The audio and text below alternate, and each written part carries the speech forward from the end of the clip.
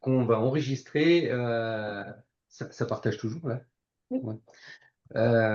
Qu'on va enregistrer. Donc, Baobab, pour ceux qui auraient des interrogations sur le nom, c'est boîte à outils bâtiment public.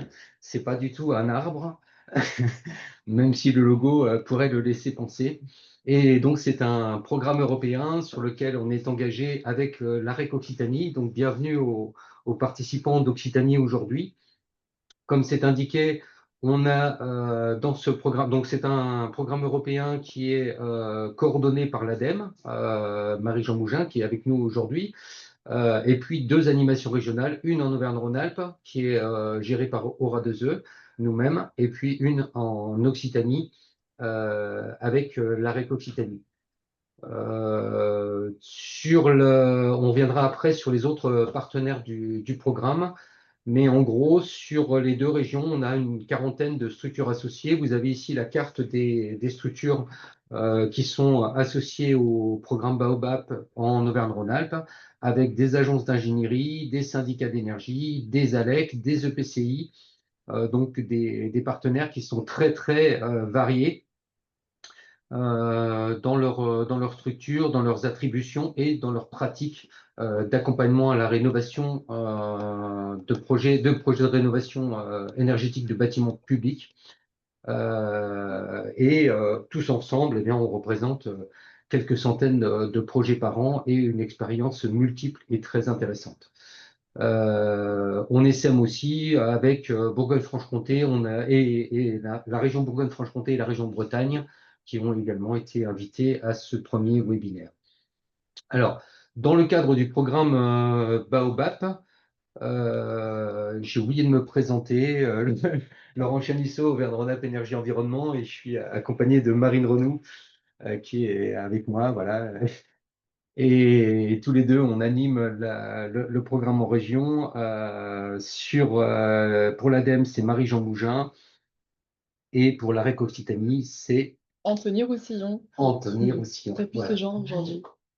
Donc, à l'intérieur du programme Baobab, il y a cette animation régionale que je viens de vous exposer. Et puis, en parallèle, il y a aussi un certain nombre de 6 partenaires qui travaillent sur ce qu'on a appelé des sujets d'innovation. Donc, vous avez là la répartition des travaux qui sont engagés avec une représentation sur les différentes phases projet.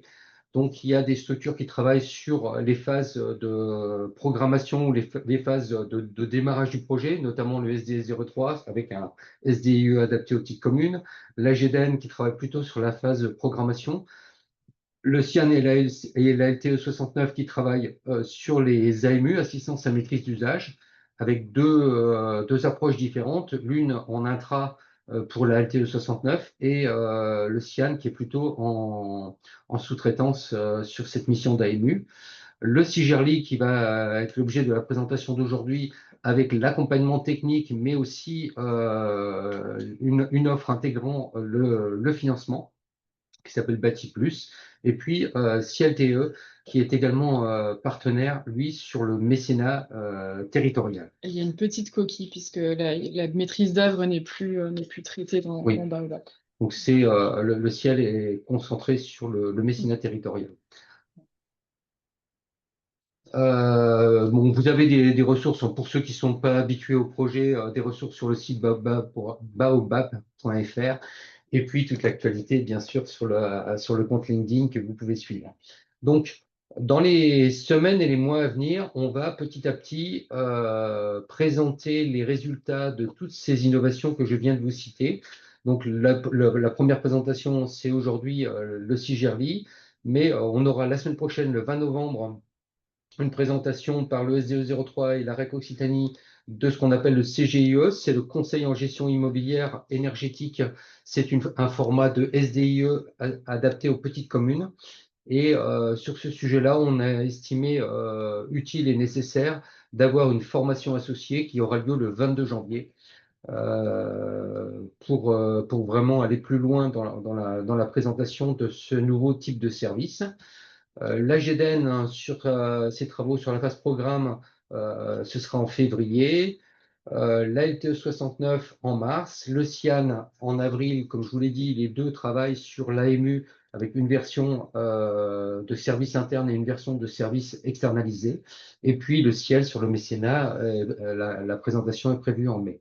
Donc on vous invitera, on a maintenant vos coordonnées et on vous invitera au fil du temps à toutes ces restitutions. Je crois que les inscriptions, bien sûr, au 20 novembre sont déjà ouvertes au même endroit que... Oui, vous avez le lien dans le chat si vous souhaitez vous inscrire au webinaire de la semaine prochaine sur les CGI.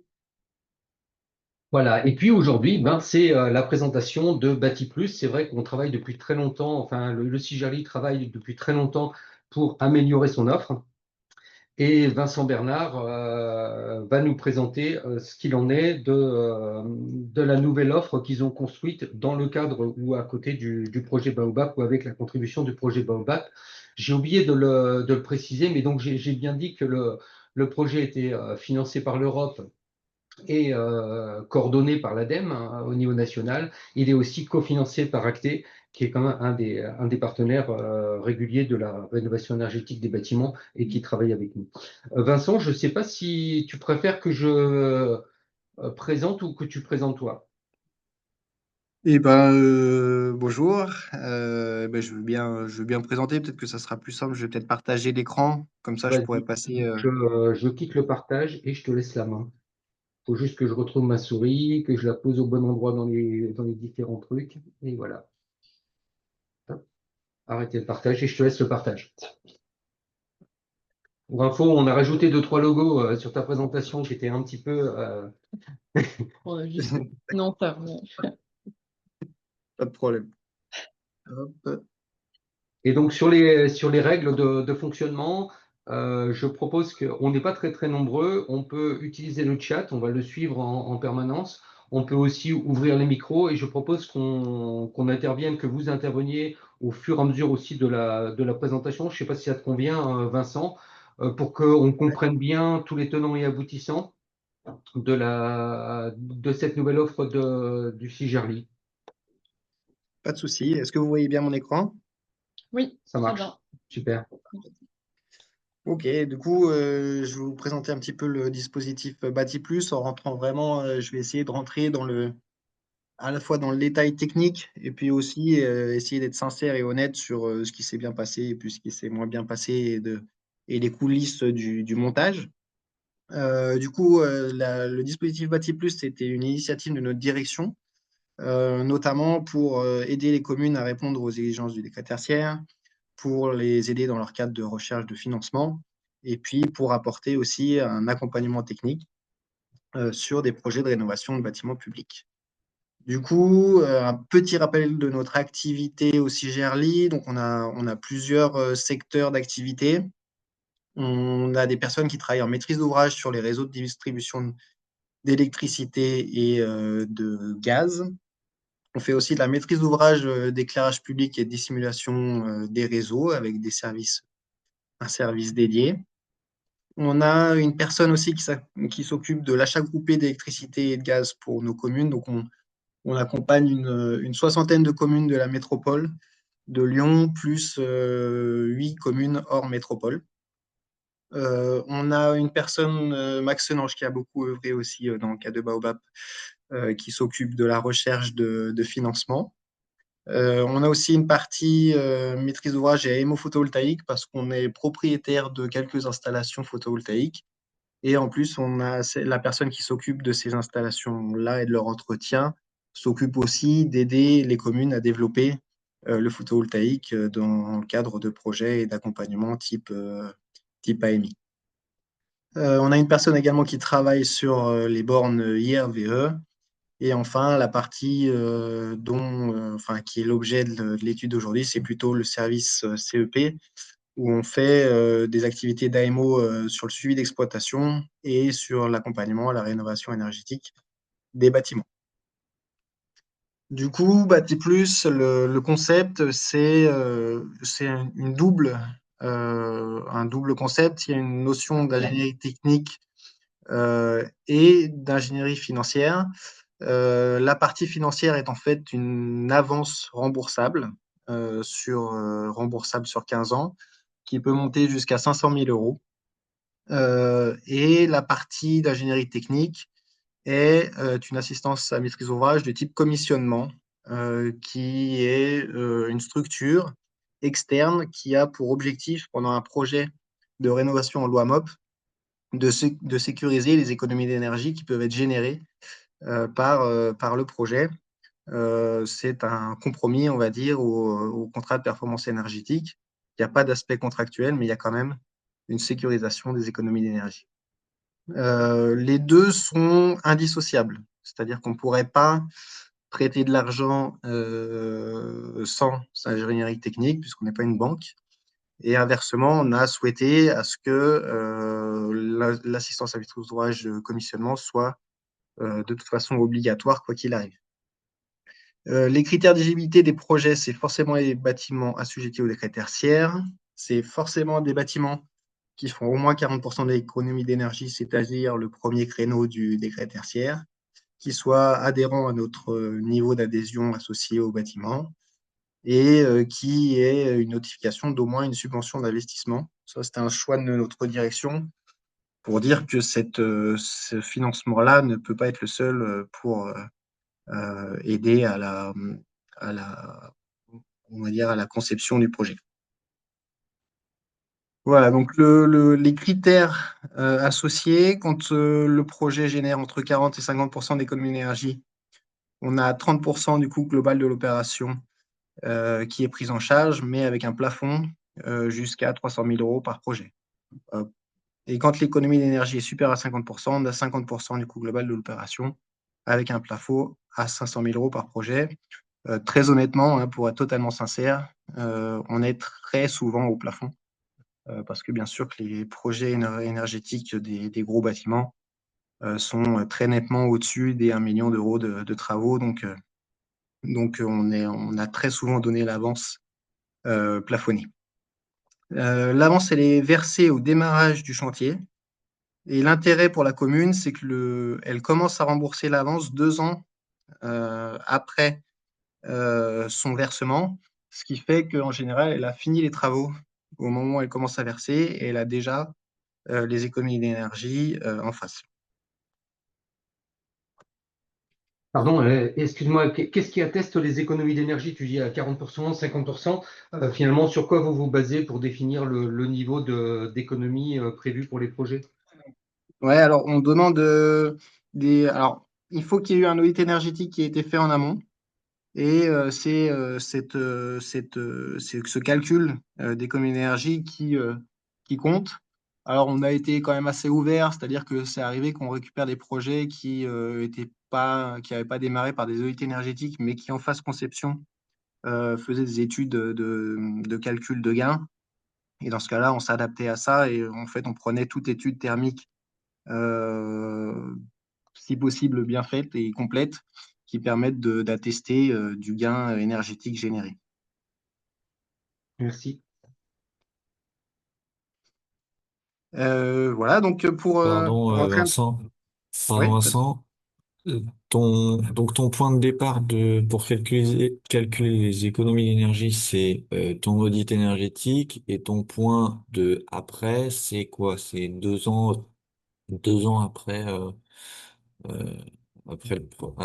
après la livraison ou c'est les calculs de la maîtrise d'œuvre? alors nous, vis-à-vis de l'avance, on n'est pas très embêtant. C'est-à-dire qu'à partir du moment où on a un calcul de gain énergétique qui est supérieur à 40% et qu'on a une preuve par une étude, on va verser l'avance. Par contre, ce dont on va s'assurer, c'est que les travaux qui étaient envisagés soient réellement faits. Après, si pour X ou Y raison, les économies d'énergie générées, je ne sais pas, étaient légèrement différentes de ce qu'on avait, je ne sais pas si par exemple on avait 42% d'économie d'énergie visée et qu'en fait on n'obtenait que 38, on n'a pas prévu d'aller embêter les communes pour ça. En fait, pourquoi? Parce que tout simplement on a mis un agent de commissionnement qui est censé faire en sorte que ça n'arrive pas, quoi. Voilà.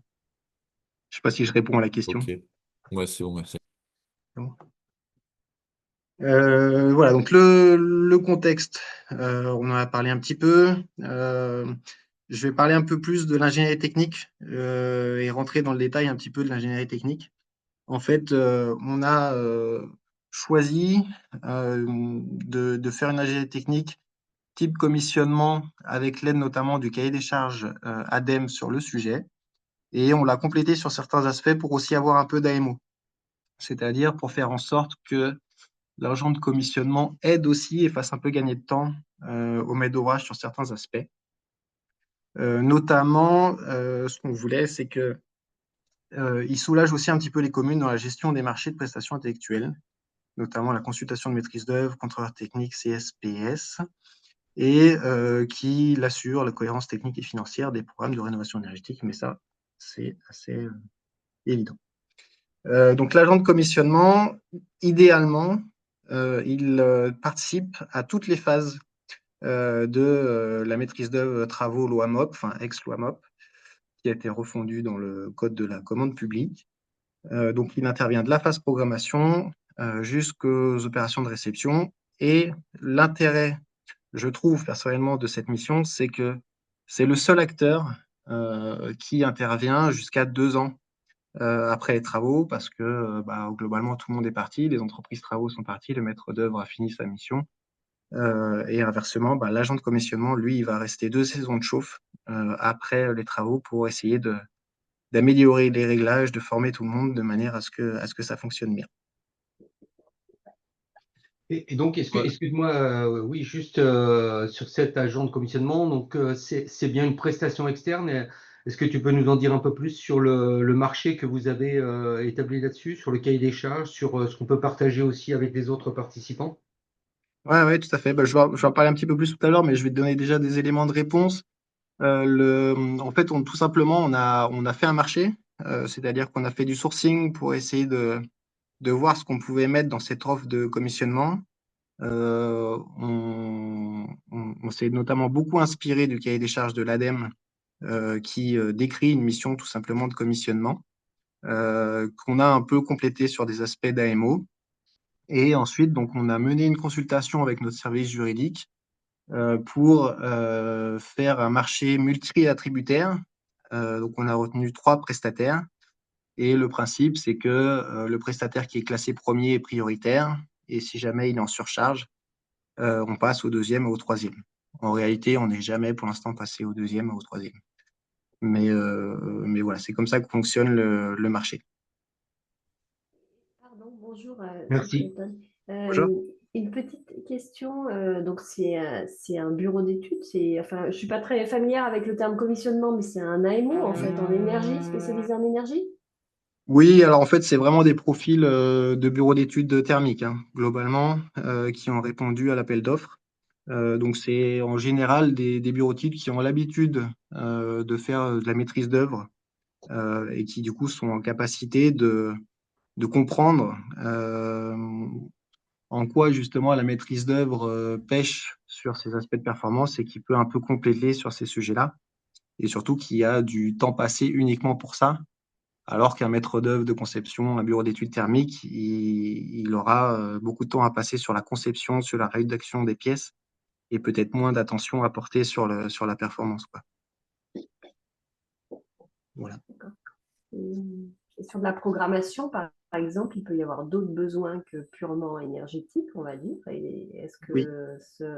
est-ce que ce prestataire s'occupe aussi de la programmation, on va dire, plus fonctionnelle ou pas du tout? Non, là-dessus, on ne pouvait pas aller jusque-là parce que, enfin, en tout cas, on a fait le choix de ne pas aller jusque-là parce que ça veut dire qu'il aurait fallu, dans ce cas-là, que le prestataire réponde en groupement avec d'autres spécialités. Et voilà, on a fait vraiment le choix de se porter uniquement sur la rénovation énergétique pure et dure, ce qui fait qu'effectivement, il ne pourrait pas accompagner à la programmation de projets avec du fonctionnel, avec de l'usage, avec des espaces extérieurs. Il serait pas en mesure de le faire. Bonjour, j'ai une petite question aussi. On a vu tout à l'heure que dans les critères d'éligibilité, il y avait l'obtention d'une aide d'investissement de quelqu'un. Est-ce que cet élément est pas bloquant pour démarrer la mission suffisamment tôt, les notifications arrivant peut-être plus tard dans l'opération? Ça, c'est une excellente question. Effectivement, ça a été un problème parce que les notifications de subvention arrivent un peu plus tard qu'au tout démarrage du projet. Donc ça, c'est quelque chose qu'on a signalé assez vite à notre direction pour essayer de modifier ce critère-là. Et donc, c'est ce qu'on a fait. On l'a un petit peu modifié dans le sens où on a créé ce qu'on appelle pré-bâti plus. C'est-à-dire qu'on fait en sorte que les communes rentrent quand même dans le dispositif et l'accompagnement de commissionnement. Et on attend qu'elles obtiennent une subvention avant qu'elles soient officiellement dans Bâti Plus et lauréats de Bâti Plus. Mais entre guillemets, elles sont déjà dans le dispositif via Pré-Bâti Plus, même si elles ne sont pas encore officiellement dans Bâti Plus. Et comme ça, elles peuvent bénéficier du commissionnement dès le démarrage sans savoir encore la notification de la subvention. Une espèce de liste d'attente. Oui, en tout cas, l'avantage de ce dispositif préalable, c'est que ça permet effectivement à la commune de tout de suite pouvoir bénéficier du commissionnement sans attendre d'avoir sa notification de subvention. Voilà, c'est-à-dire qu'on a été arrangeant sur ce critère de subvention, même si on le demande quand même. En tout cas, on accepte qu'elle arrive plus tard. Parce qu'effectivement, c'était un problème. Voilà, donc sur comment dire, les étapes. Donc, l'agent de commissionnement participe potentiellement à la programmation sur l'aspect uniquement énergétique. Il rédige un plan de commissionnement, préparation des outils. Alors, à cette étape-là, ce n'est pas très important, mais c'est les outils qui vont lui servir pendant toute la durée du projet. C'est des tableaux de bord, hein, tout simplement. Ensuite, potentiellement, il peut aider à la consultation du groupement de maîtrise d'œuvre, du compteur technique et du CSPS par les rédactions des pièces techniques du marché, éventuellement administratives, et par l'analyse technique des offres. Voilà, donc ensuite, il va suivre toute la phase conception, les phases classiques de Diag, APS, APD, Pro, DCE. Il va s'occuper de la gestion du planning, il va essayer de faire en sorte que le projet avance et que tout le monde avance bien. Il va suivre les délais et la facturation de la maîtrise d'œuvre. Donc en théorie, il est censé vérifier en fin de chaque étape que la phase, par exemple APS ou APD, est réellement terminée et que le maître d'ouvrage peut facturer. Il relie les études, le pilotage, le compte-rendu de réunion et il rédige ses pièces de commissionnement.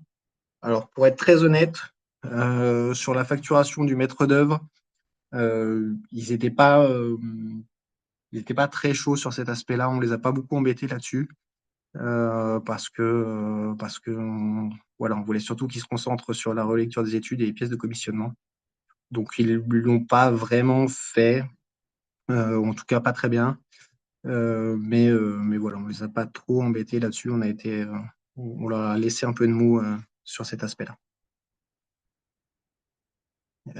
Donc ensuite, sur la partie suivi de travaux, ils organisaient donc des réunions de commissionnement, enfin ils organisent des réunions de commissionnement.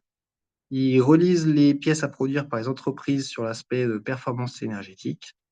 Ils font des contrôles ponctuels non destructifs, hein, bien sûr, en cours de chantier. Et ils participent aux réceptions, ils rédigent des procédures de fonctionnement où ils les font rédiger par les entreprises de travaux et ils réalisent un contrôle du DOE. Ce qu'il faut préciser, c'est qu'ils ne remplacent en aucun cas le maître d'œuvre. Ils sont vraiment uniquement sur des aspects de performance et donc ils n'ont pas de rôle de suivi de chantier et de pilotage des réunions de chantier. Voilà, donc ensuite, en fin de travaux, donc ils ont un rôle, on a décrit une nécessité de former l'exploitant sur les systèmes mis en œuvre. Ils doivent faire une aide à la prise en main des occupants par des réunions et procédures. Et ensuite, ils ont des réunions de commissionnement et de suivi des résultats pendant les 2 ans et des recommandations de réglage. Voilà, c'est là-dessus qu'on les attend le plus. Pareil, pour être totalement honnête et sincère, le problème, c'est qu'on a lancé ça il y a 2 ans maintenant et que comme les projets sont longs, On a des projets qui commencent à être à cette phase-là, mais on n'a pas encore de projet où on a le recul des 2 ans de post-travaux et d'analyse des consommations réelles post-travaux pour voir si on atteint les objectifs. Aujourd'hui, on a un peu juste pour faire un retour d'expérience là-dessus, puisqu'on commence à peine ces phases-là. Une petite question encore. Oui. Sur la phase DOE, est-ce qu'ils ont dans leur mission la collecte des documents pour les certificats, les C2E? Non. Les C2E, c'est le CIGERLI qui valorise. Donc, ils n'ont pas nous, en tout cas, on ne leur a pas mis cette mission-là de collecter ces données-là, puisque c'est nous, CIGERLI, qui les valorisons pour nos communes. Est-ce que tu peux aussi nous en dire plus sur les critères de variation? Est-ce que cette mission de commissionnement, c'est un forfait et qu'il est le même pour tous les projets? Et quel que soit le projet, donc on a bien noté que c'était que des gros projets, hein, des projets soumis au décret tertiaire, mais est-ce qu'il y a quand même des variations projet par projet ou est-ce que c'est forfaitaire tout le temps pareil dans les missions et surtout dans les montants de prestations? Alors, effectivement, c'est intéressant. C'est un marché à bon de commande. Donc, ça veut dire qu'on peut prendre des lignes et pas toutes les lignes.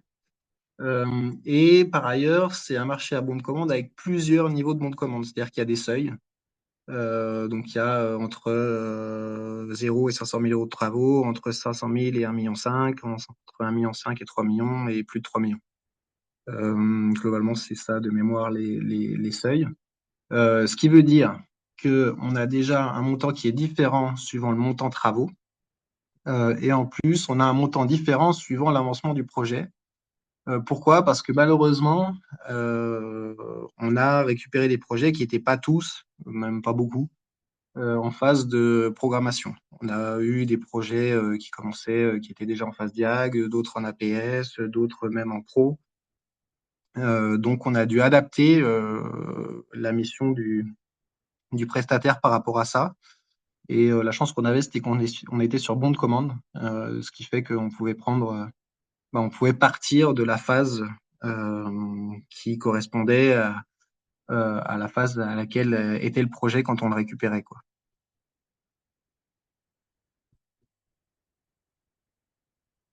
C'est bon? Oui, c'est bon, merci beaucoup. Il n'y a pas d'autres questions sur cette AMO commissionnement?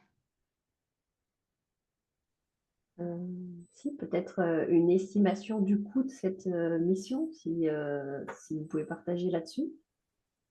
Alors, c'est assez variable, parce que comme je disais, ça dépend de pas mal de paramètres. On va dire que si on prenait une mission complète d'un montant, je sais pas, 1,5 million de travaux, on serait à peu près autour de...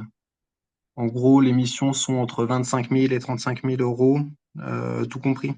C'est à peu près ça, qu'il faut compter. Voilà. Donc, enfin, c'est quand même beaucoup moins qu'une maîtrise d'œuvre, et c'est pas pour autant négligeable non plus, quoi. Voilà. Je sais que quand on avait fait le sourcing, Pas besoin de précision on aussi. avait Moi, je trouve que tu es assez modeste dans la contribution du CIGERLI dans tout ça. C'est-à-dire qu'en fait, vous êtes là quand même aux côtés du maître d'ouvrage et aussi aux côtés du coup de l'AMO. Comment ça se présente cet équilibre entre vous, l'AMO, le maître d'ouvrage? Comment ça se passe? Est-ce que tu peux nous en dire un peu plus? parfait, c'est le lien parfait avec ce que je vais présenter là. C'est comment on s'est organisé en interne pour toutes les phases. Donc, j'en ai parlé un petit peu déjà sur la phase marché. On a fait un sourcing, nous, en interne, et une rédaction des pièces techniques par le service études travaux, et bien aidé par le cahier des charges de l'ADEME. Donc, voilà. Marie, on te remercie. Et on remercie ta structure. On a rédigé aussi on a fait rédiger par notre service juridique les pièces administratives du marché. On a fait l'analyse technique et financière des offres par le service études travaux et l'analyse des offres sur l'aspect administratif par le service juridique. Et on a fait une CAO groupée pour retenir les prestataires associés au marché de commissionnement. Ça, c'est pour la partie marché. Ensuite, sur le montage de l'offre, il y a eu des échanges entre notre direction et la préfecture du Rhône pour valider le montage, puisqu'on est quand même sur un montage où il y a une forme d'emprunt et qu'on n'est pas une banque et qu'il fallait qu'on s'assure que notre montage financier et technique il soit tout simplement officiel et qu'on ait le droit de le faire, quoi. Donc ensuite, on a monté des critères de sélection des projets choisis par notre direction. Et nous, on a essayé aussi de les ajuster dans le temps avec l'appui de notre service études travaux, parce qu'on s'est aperçu qu'entre les critères qu'on avait mis au départ et puis la réalité du terrain, il pouvait y avoir des petits soucis. Ben, on en a cité un, c'était l'aspect du fait que le fait qu'on demande une subvention, mais que la subvention ne tombait pas au début des projets, ça posait un problème par rapport au démarrage du commissionnement.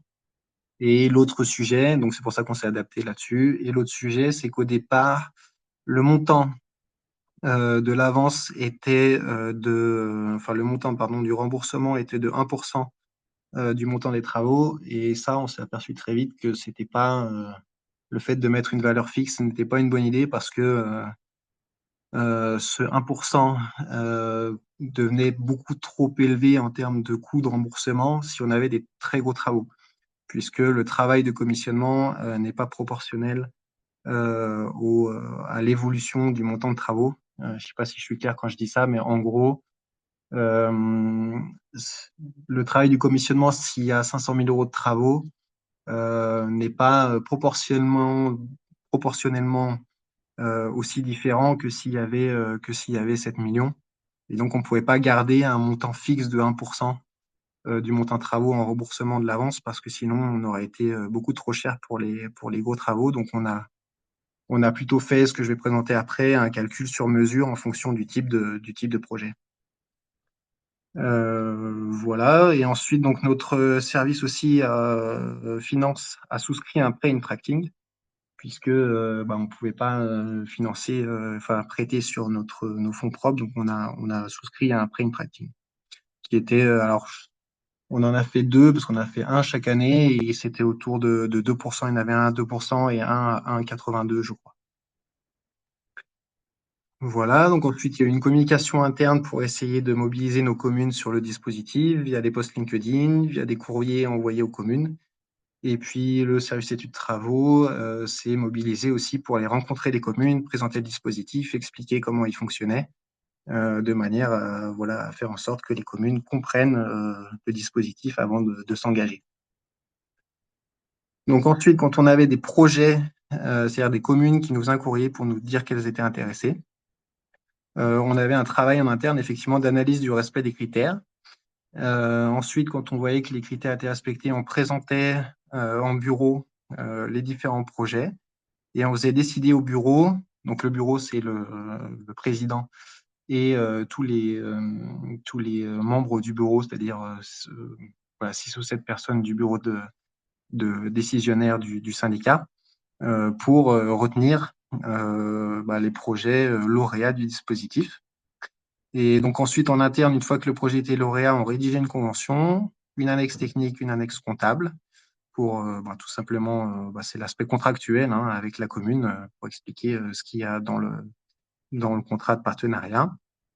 Et ensuite, la commune devait donc analyser cette convention, ces annexes, et délibérer en conseil municipal pour pouvoir ensuite signer les pièces contractuelles et qu'on puisse démarrer l'accompagnement. Voilà, donc je vais donner un petit exemple par un tableau du mode de calcul financier du dispositif. Donc, je vais prendre un exemple d'un projet type où on a, mettons, 600 000 € de travaux, une avance du coût de 50%, c'est-à-dire 300 000 € et un commissionnement pour 25 000 €. Donc, nous, ce qu'on faisait pour essayer de voir à quel montant on allait proposer l'offre, c'est qu'on essayait tout simplement de regarder, principalement le service finance, quelles étaient les dépenses et les recettes de manière à être à l'équilibre entre nos dépenses et nos recettes. Donc, dans les dépenses, en fait, les dépenses ne sont pas les mêmes suivant les années. Donc, on a fait un tableau sur 15 ans, même plus, sur 16 ans, des différentes dépenses par année pour voir l'équilibre. Donc, les premières années, on a plus de dépenses que de recettes. Alors, certes, on reçoit le prêt, mais on a les dépenses des premières avances On a une partie des dépenses de commissionnement aussi, puisque les commissionnements démarrent. Alors là, je l'ai divisé par deux, mais en fait, le commissionnement, on le paye au fur et à mesure de l'avancement. Mais voilà, effectivement, ça dure à peu près 2-3 ans. Donc j'aurais pu le diviser par 3 et le mettre aussi sur 2026. Mais voilà, ça donne une idée à peu près de la répartition des frais de commissionnement. C'est la deuxième ligne. Ensuite, on a les dépenses d'annuité d'emprunt, puisque on rembourse, nous, l'emprunt à la Banque des Territoires. Et ensuite, on a des recettes. On a la recette de réception de l'emprunt. Et après, dans le temps, on a des recettes associées au remboursement de l'avance d'une part et aux recettes de l'ingénierie technique, qui est du coup le coefficient dont je parlais tout à l'heure, multiplié par le montant de travaux. Donc du coup, ce coefficient, on l'a fixé à maximum 1%. Et en fait, on le fixe au moment de ce calcul-là pour qu'on ait les mêmes recettes que les dépenses, pour qu'on ne perde pas d'argent.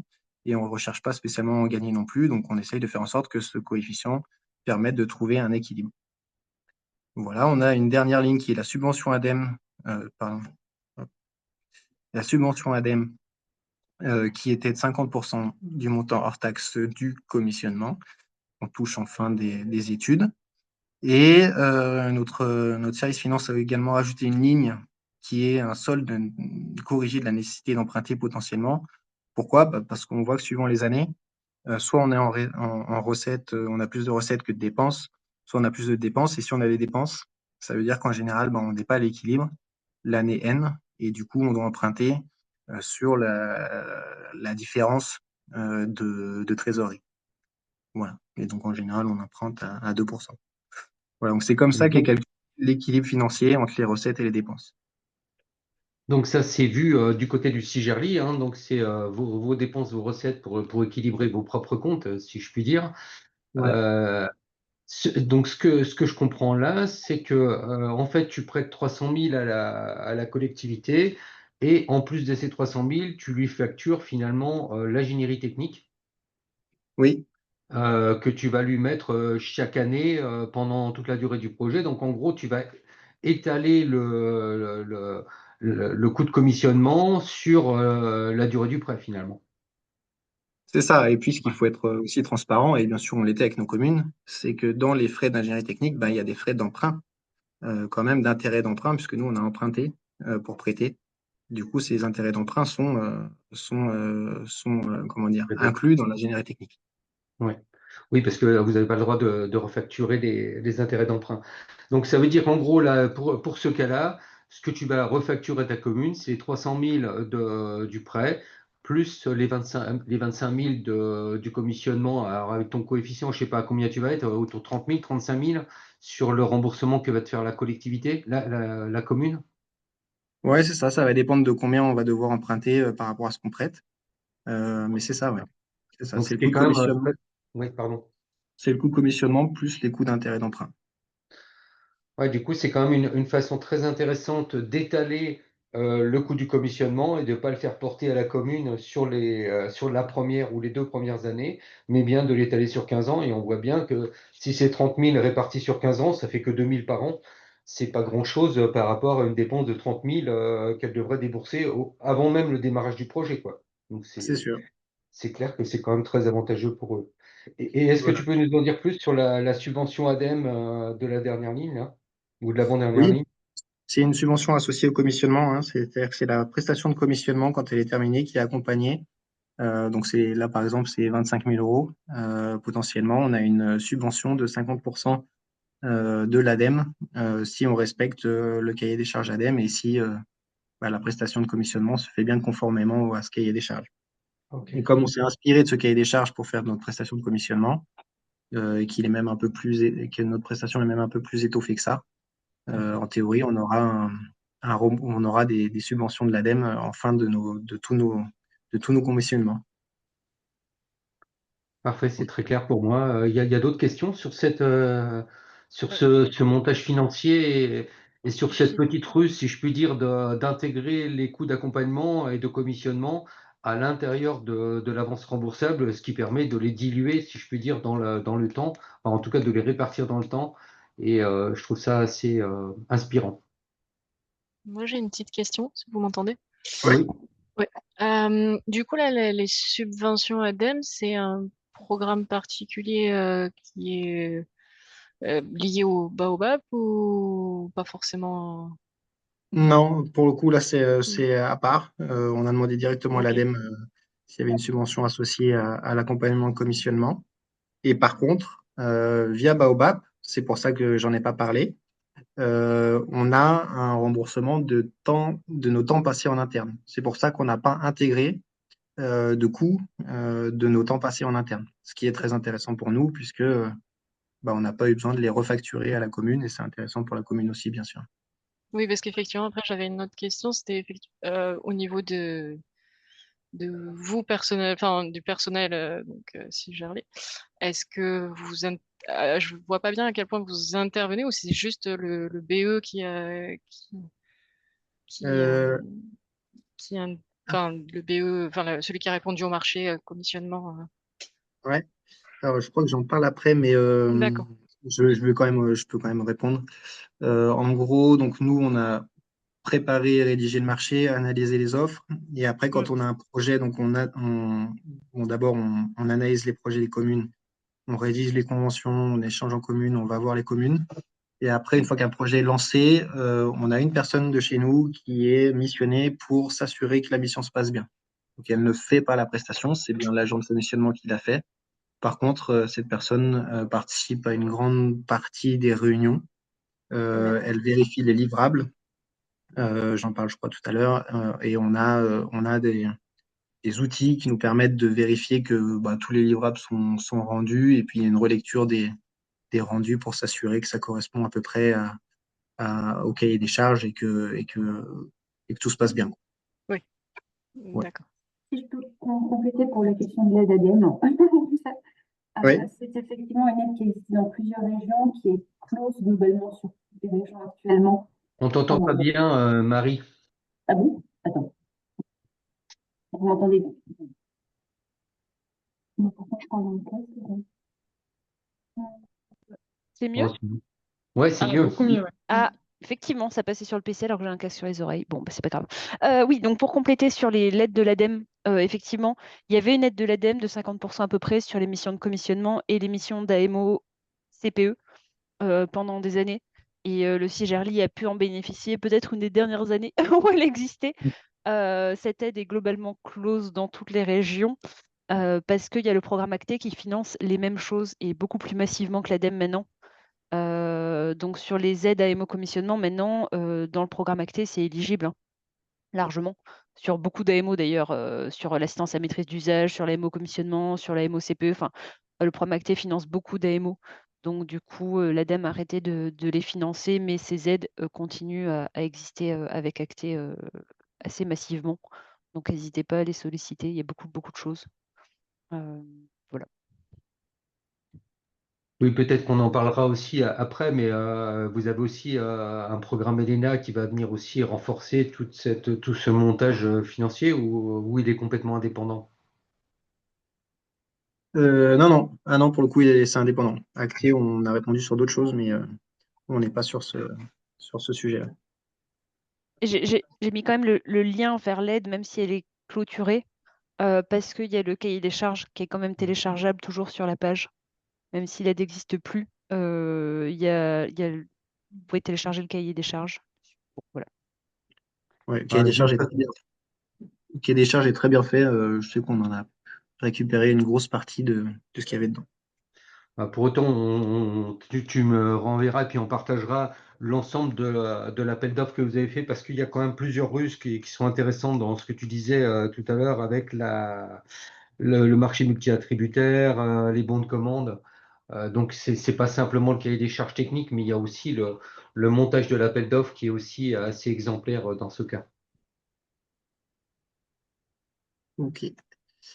Donc justement, je vais parler un petit peu aussi de notre organisation interne sur le suivi des projets, ce que je disais juste avant. Donc on rédige des bons de commande à notre prestataire de commissionnement pour qu'il démarre sa mission.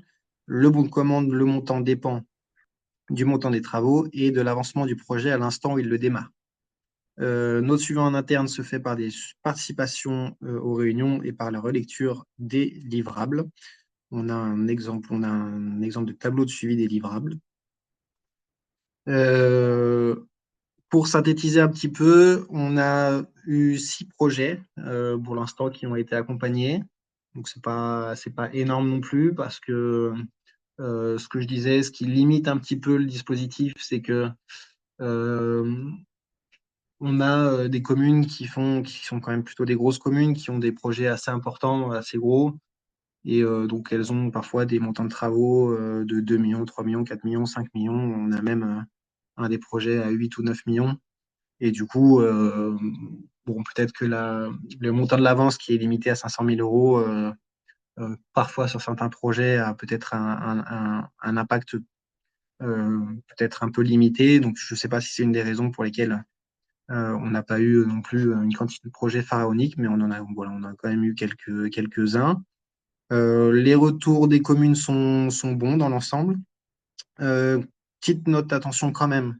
On a dû faire quand même 2 réunions, enfin, une réunion de lancement et après 2 réunions, on a souhaité revoir les agents de commissionnement pour bien leur réexpliquer ce qu'on attendait d'eux, notamment sur la partie AMO. Parce que comme l'AMO commissionnement est un nouvel acteur, en plus pas habituel dans un projet, c'est pas forcément évident pour eux de prendre leur place, alors qu'on veut qu'ils aient une place centrale quand même. Et là-dessus, on les a un peu challengés parce que au début, en tout cas, ils étaient un peu trop, peut-être pas suffisamment présents dans la tête du maître d'œuvre et du maître d'ouvrage, alors qu'on veut qu'il soit considéré comme un acteur à part entière qui a toute sa place dans le projet, malgré qu'il ait peut-être pas le même nombre de tâches qu'un maître d'œuvre ou pas le même nombre de tâches que le maître d'ouvrage. C'est quand même un acteur à part entière et on voulait vraiment voilà, qu'ils aient ce rôle de pilotage et qu'il soit bien identifié comme une vraie aide au maître d'ouvrage. Voilà, donc là-dessus, petit point d'alerte. Bon, forcément, c'est des prestataires qui ont un bon de commande avec une mission rémunérée pour chaque phase et qui, c'est logique, essayent d'y passer pas trop de temps non plus, mais nous, on voulait quand même qu'ils y passent suffisamment de temps et qu'ils soient suffisamment impliqués pour qu'ils soient bien identifiés. Et là-dessus, on s'est quand même un peu, enfin, même si ça s'est bien passé dans l'ensemble, il a fallu qu'on recadre sur ce sujet-là à 2 reprises. Et parce qu'en fait, c'est une mission où c'est assez bête de dire ça, mais l'aspect coup de téléphone aux maîtres d'ouvrage et aux maîtres d'œuvre, aux entreprises, est essentiel en fait, en dehors des livrables, parce que les livrables de commissionnement sont pas non plus, enfin, ont une importance relative. Alors que par contre, la présence de cet AMO pendant le projet a, à mes yeux en tout cas, beaucoup plus d'impact que les seuls livrables qui sont rendus, quoi. Voilà, donc on trouve que c'est quand même un compromis pas mal aux marchés globaux de performance.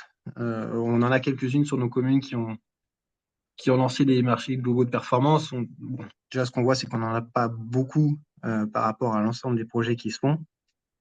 Et que des marchés globaux de performance, c'est quand même une sacrée usine à gaz et que, évidemment, toutes nos communes ne peuvent pas s'y lancer comme ça facilement. Donc, cet agent de commissionnement qui est juste un prestataire supplémentaire qu'on vient mettre et qui a un rôle d'aide au maître d'ouvrage, finalement, c'est quand même un bon compromis, je trouve, dans ces projets en loi MOP. Je voulais juste revenir, excuse-moi, sur ta deuxième remarque. C'est vrai que c'est une problématique qu'on a souvent de légitimer l'intervention des économes de flux ou des conseillers énergie dans les projets, notamment vis-à-vis de la maîtrise d'œuvre. Donc vous, l'avantage, c'est que vous avez quand même signé une convention en bonne et due forme avec la commune, et du coup, cette convention légitime clairement le positionnement du CIGERLI. Mais malgré ça, c'est pas si facile de faire accepter l'AMO commissionnement dans le tour de table des acteurs du projet, ou est-ce que voilà, l'intervention que tu as précisée, c'était plutôt l'AMO qui osait pas prendre sa place, si je puis dire, ou plutôt les acteurs du projet qui lui faisaient pas leur place, lui C'est un faisaient peu pas de tout sa ça. place. C'est un peu de tout ça. En fait, euh, déjà, la première raison, c'est que je pense quand même que dans le dispositif, ce qui intéresse le plus les communes, c'est l'avance financière. Bien plus que l'ingénierie technique. Je pense que si on leur laissait le choix de faire l'avance financière et de pas nécessairement faire l'ingénierie technique, je suis pas sûr qu'ils la prendraient pour la plupart. Il faut déjà que l'agent de commissionnement arrive à faire sa place et à convaincre de l'intérêt de cette mission, qui est une mission pas du tout connue, hein. Aucun de nos maîtres d'ouvrage ne connaissait ce type de mission-là et qu'est-ce que ça pouvait lui apporter. Donc il y a déjà cet aspect-là. Ensuite, il y a l'aspect que sur un projet, notamment quand les projets sont bien avancés, ça c'est un problème quand on prenait notre agent de commissionnement, quand il arrivait en phase pro, bah, en fait, le maître d'œuvre est déjà bien installé, il a déjà eu énormément d'échanges avec le maître d'ouvrage, il a une relation particulière avec lui quand ça se passe bien. Et du coup, bah, l'agent de commissionnement arrive au milieu et dit, attention, est-ce que vous avez bien prévu son comptage? Est-ce que vous avez fait ceci, cela? Voilà, ça peut être perçu comme un peu un cheveu qui arrive sur la soupe, quoi. Donc, il faut qu'il arrive lui aussi à s'intégrer.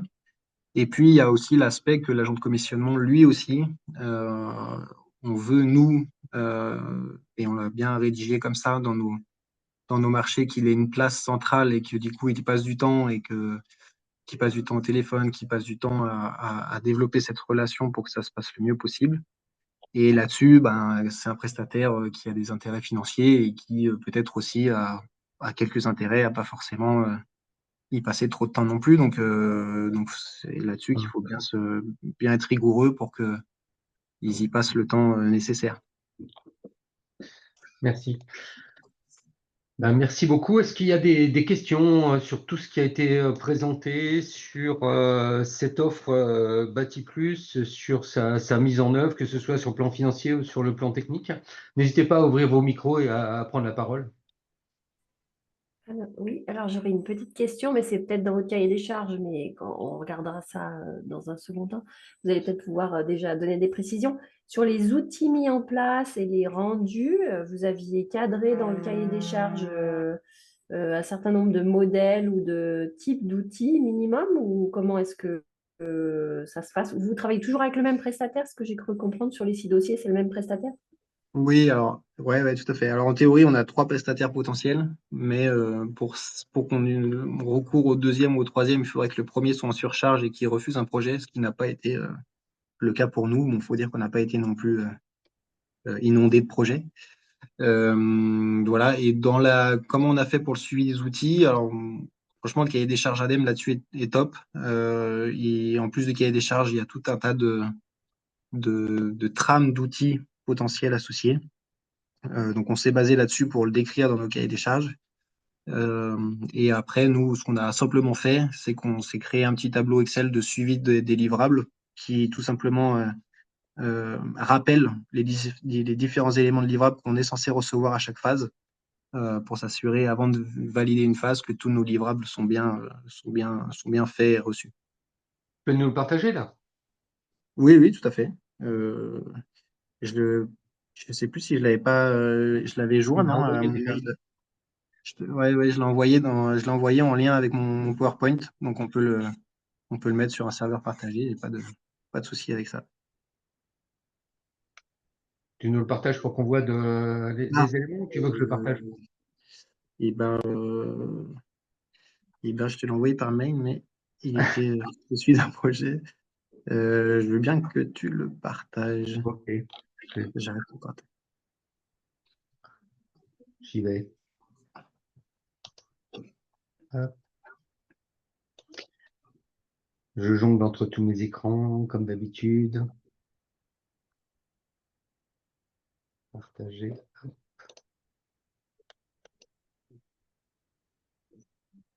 Ça marche?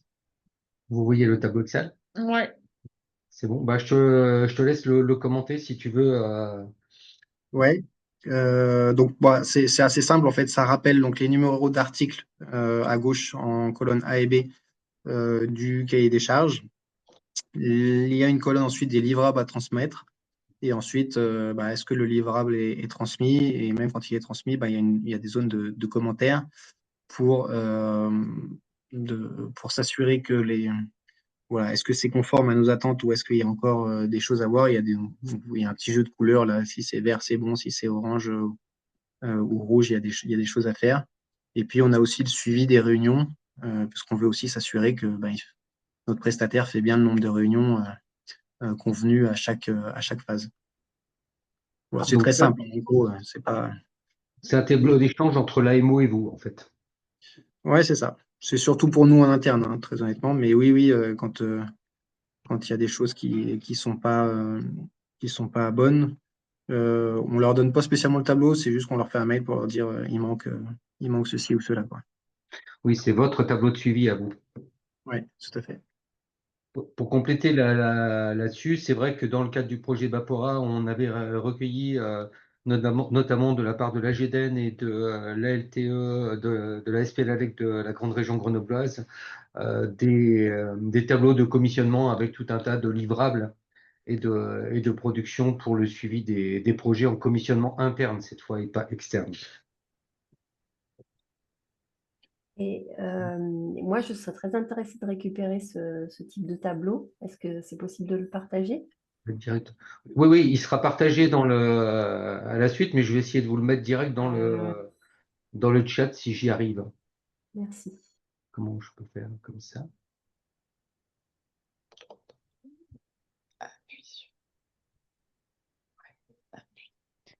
Et en complément aussi sur le commissionnement, il y a donc l'AGDN qui en fait aussi sur un autre mode. Donc c'est l'Association pour la gestion durable de l'énergie en Isère, une association, mais ils le font eux-mêmes en fait, et ils ne le sous-traitent pas à un bureau d'études comme le fait le CIGERLI.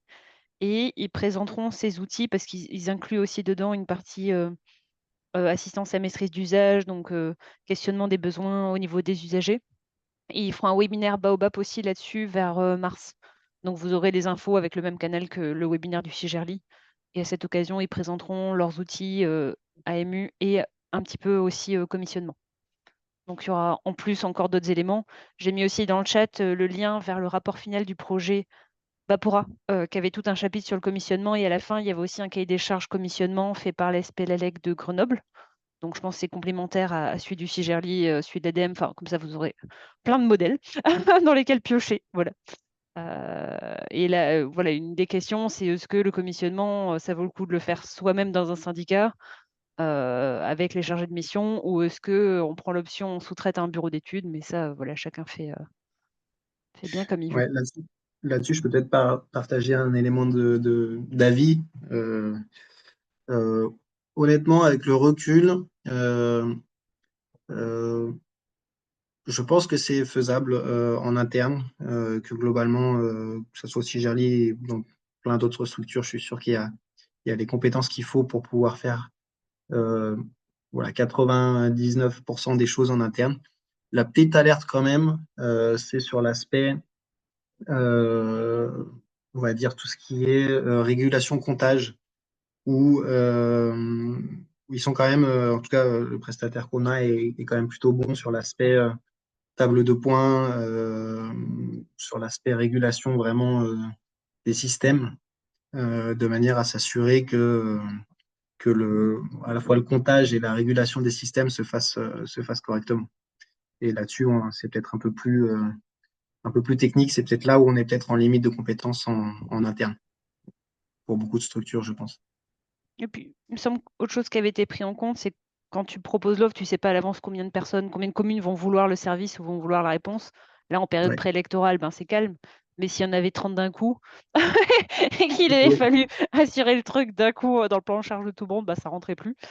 C'est Du coup, clair. c'est vrai qu'externaliser, ça permet d'avoir de la souplesse là-dessus. Qu'il y ait moins de projets ou plus de projets, ça change pas grand-chose pour les. Enfin, si, un peu forcément, mais beaucoup moins que si vous deviez le faire vous-même, quoi. C'est clair, c'est clair.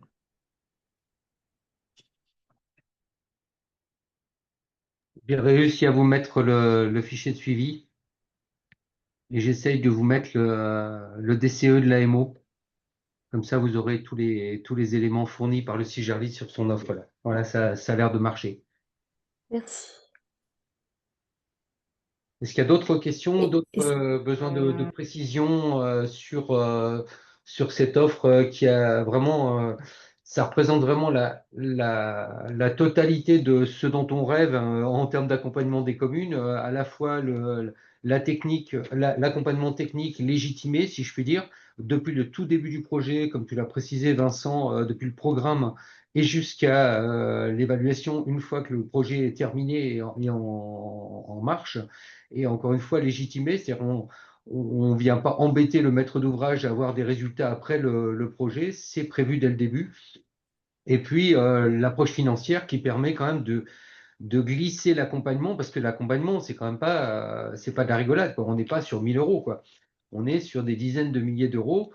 Et le fait de l'étaler dans le temps enfin, à travers l'avance remboursable, c'est quand même pour moi une sacrée ruse qui permet quand même de faire passer la pilule de cet accompagnement. Parce que comme tu le disais tout à l'heure, c'est vrai qu'une commune à qui on propose cet accompagnement sans avance remboursable et qui devrait payer 30 000 euros au CIGERLI à l'année 2, je ne crois pas qu'elle jouerait, comme tu l'as dit tout à l'heure, quoi. Je vois pas, enfin, on voit bien que ce serait difficile de la mobiliser, même si, comme ça a été dit aussi, il y a un pourcentage de subvention dans des dossiers actés ou dans d'autres choses comme ça, quoi.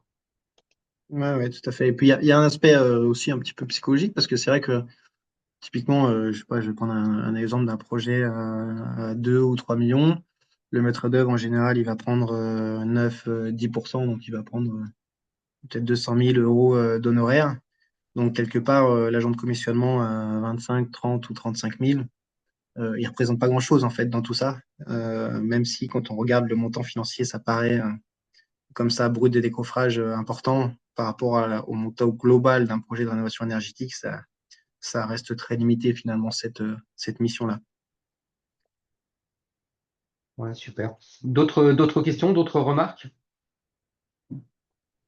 Moi, j'ai une petite question sur la partie sourcing que vous avez fait au début. Du coup, vous aviez, en fait, vous saviez que vous vouliez partir sur du commissionnement et vous avez contacté des entreprises, c'est ça? Oui, ouais, ouais, c'est ça. On a fait aussi effectivement, un petit sourcing local pour essayer de voir si on avait des prestataires qui étaient en capacité de répondre, qui avaient l'habitude, qui connaissaient le cahier des charges. Bon, faut- en fait, je sais pas comment expliquer ça, mais la plupart des bureaux d'études thermiques euh, disent qu'ils savent en faire. Après, le nombre de bureaux d'études thermiques qui en font vraiment, il y en a beaucoup moins, je pense, parce que c'est une mission qui est encore aujourd'hui pas très développée, même si ce que nous disait notre prestataire, c'est que plus il avance dans le temps, plus il a des demandes par rapport à ça. Donc, ça a l'air d'être une mission, quand on l'a démarré, qui n'était pas encore très développée et qui semble se développer de plus en plus. Oui. Oui, parce qu'effectivement, les bureaux d'études le font pas forcément, cet aspect commissionnement, c'est pas juste. Ouais, la plupart de leur activité se porte plutôt sur la maîtrise d'œuvre. Mm. Mais voilà, ce que nous disait notre prestataire, c'est que plus ça va, plus la part commissionnement prend, en tout cas dans leur activité, une part importante. Et côté Sian, puisque vous êtes dans la salle, si je puis dire, est-ce que vous, de votre côté, le commissionnement, vous avez prévu de le faire en interne et pas du tout de le sous-traiter sur Synergie, Synergie? Euh, alors, je sais pas si ça s'adresse à moi. Moi, je suis Non, syndic. Océane, Oui. la Haute-Savoie. Oui, allez-y. Je pense qu'ils sont dans la même. Non, ils sont plus là. Bon, tant pis. On aura leur contribution une autre fois, parce que le CIAN a développé le même type d'offre avec aussi une avance remboursable, sauf qu'ils sont dans Pardon. la phase des tout premiers dossiers, donc c'est vraiment le tout début, mais il me semble bien qu'ils n'ont pas Oui. prévu d'externaliser l'AMO commissionnement. et de le faire en interne. Pardon, j'avais coupé mon son. Effectivement, on a le dispositif Synergie qui commence là où on accompagne avec une avance remboursable et on suit en interne les dossiers avec ponctuellement un prestataire extérieur pour des tests d'étanchéité à l'air. Voilà, pour une Ah garantie oui, quand même sur l'étanchéité à l'air qui a été inscrit dans les études thermiques. ouais, super.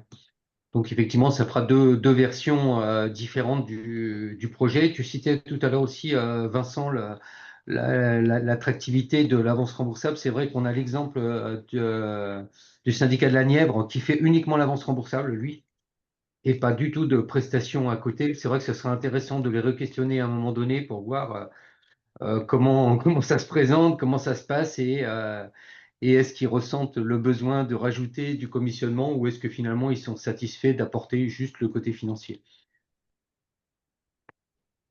Ok. D'autres remarques, questions? Oui, l'enregistrement. Alors oui, on mettra à disposition l'enregistrement et puis les deux documents qui ont été partagés avec le CIJARLI,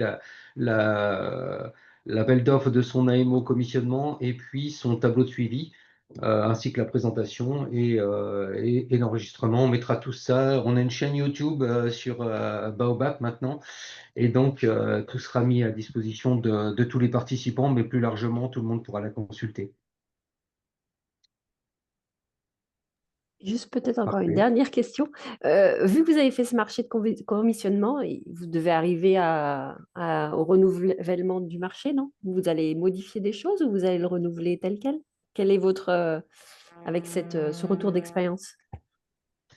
Alors effectivement, on va arriver, je crois qu'on a encore quand même 1 an ou 2 encore devant nous. Bah, en fait, ça va dépendre pas mal de, des volontés du CIJARLI sur le prochain mandat. Déjà, est-ce qu'on aura la même direction ou pas? Et même si on est la même ou pas la même, peut-être que les envies seront les mêmes ou différentes, on ne sait pas encore. Donc, pour l'instant, il n'y a pas de décision particulière par rapport à ça, de savoir si on va renouveler le dispositif ou pas. C'est pas encore d'actualité chez nous. Ça va dépendre pas mal, à mon avis, du résultat des élections. Il n'y a plus de. Merci beaucoup. S'il n'y a plus de remarques des uns et des autres, on va pouvoir arrêter. Donc, on vous rappelle, alors merci beaucoup d'avoir participé. C'est enregistré, c'est dans la boîte et maintenant ce sera diffusé largement. N'hésitez pas aussi à le diffuser autour de vous. Je vous rappelle que la semaine prochaine, c'est la présentation du retour d'expérience SDE 03 sur le conseil en gestion énergétique immobilière, qui est un SDIE pour les petites communes.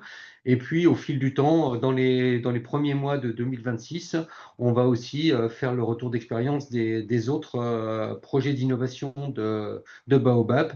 Et maintenant qu'on a vos coordonnées, si ça ne vous dérange pas, on vous invitera à chacun de ces retours d'expérience. En tout cas, merci beaucoup, Vincent. C'était très complet, très partageur, j'allais dire honnête. Donc, merci beaucoup de cette présentation. Et puis, ben, bon appétit à tout le monde. À Merci bientôt. beaucoup. Merci, au revoir. À bientôt. Merci, au revoir. Merci beaucoup, à bientôt.